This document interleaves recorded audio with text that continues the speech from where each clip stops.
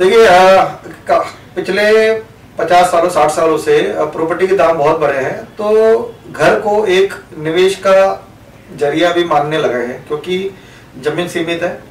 लोगों के पास पहले संपत्ति लेके रख लेते थे भविष्य के इस्तेमाल के लिए, लेकिन जैसे जनसंख्या बढ़ती गई, डिमांड बढ़ती गई, तो प्रॉपर्टी निवेश का एक विकल्प हो गया, जो कि पहले नहीं होता था।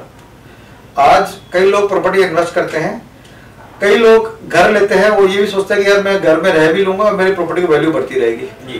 तो मेरी सोच थोड़ी विकसित देशों से ज्यादा प्रभावित है। वहां पे इन्वेस्टमेंट को और एंड यूज को, रहने को, निवेश को मिलाते नहीं है। हमारे भारत में मिलाया जाता है। ऑफकोर्स आज से 25 से 50 साल पहले परिस्थिति ऐसी थी कि हमारे पेरेंट्स के लिए एक ही घर बनाना बड़ी बात होती थी। वो जो रिटायरमेंट का आंसू बनाता था, सालों बाद उसकी वैल्यू बढ़ जाती थी, तो लोगों को लगता था यार दोनों काम हो गए। जबकि मैं व्यक्तिगत रहता हूँ कि जहां निवेश कर रहे हैं वहां रहने का ना सोचे, और जहां रहने का सोच रहे हैं वहां निवेश करना सोचे।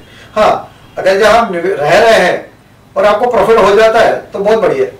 यहाँ जहां निवेश कर रहे हैं और रहने का भविष्य ऑप्शन है तो वो बोनस है। बट प्लानिंग ऐसी कभी नहीं होनी चाहिए कि जहां में दोनों चीजें हो जाए, क्योंकि दोनों चीजें आपको कभी नहीं मिलेंगी। दोनों से आपको कॉम्प्रोमाइज करना पड़ेगा। आपको मान लीजिए कि किसी को काला रंग पसंद है, किसी को सफेद रंग पसंद है, और सर दोनों रंग आए तो दोनों रंग फिर ग्रे मिलेगा, न काला मिलेगा न सफेद मिलेगा। तो आपका प्राइमरी उद्देश्य क्या है? सबसे पहले तो देखिए, अगर आपके पास घर नहीं है तो पहला उद्देश्य होना चाहिए आपका रहने के लिए घर। लेकिन कई लोग ऐसे होते हैं जो कि लोकल उस शहर में नहीं रहते हैं, किसी दूसरे शहर में रहते हैं।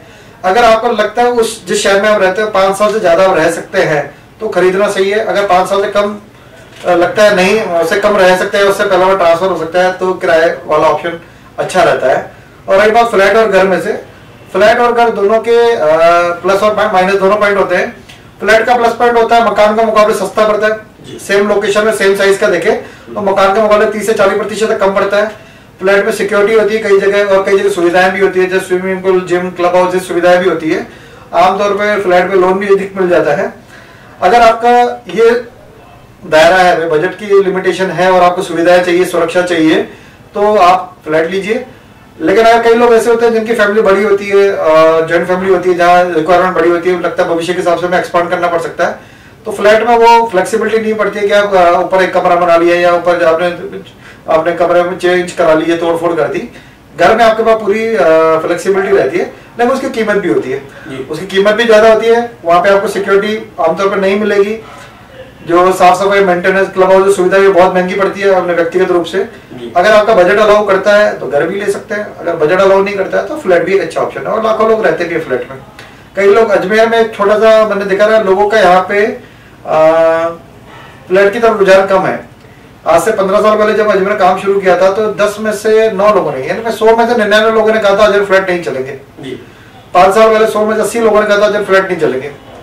5 साल पहले 100 में से 70 लोगों का फ्लैट नहीं चलेगा, और अभी 100 में 60 लोग कहते हैं फ्लैट नहीं चलेंगे।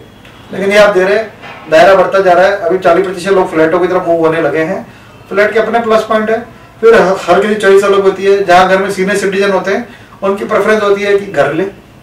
यंगस्टर होते हैं, नौकरी पेशा वाले होते हैं, जिनके लिए सिक्योरिटी कंसर्न होता है या बजट कंसर्न होता है, उनके लिए फ्लैट अच्छा विकल्प रहता है।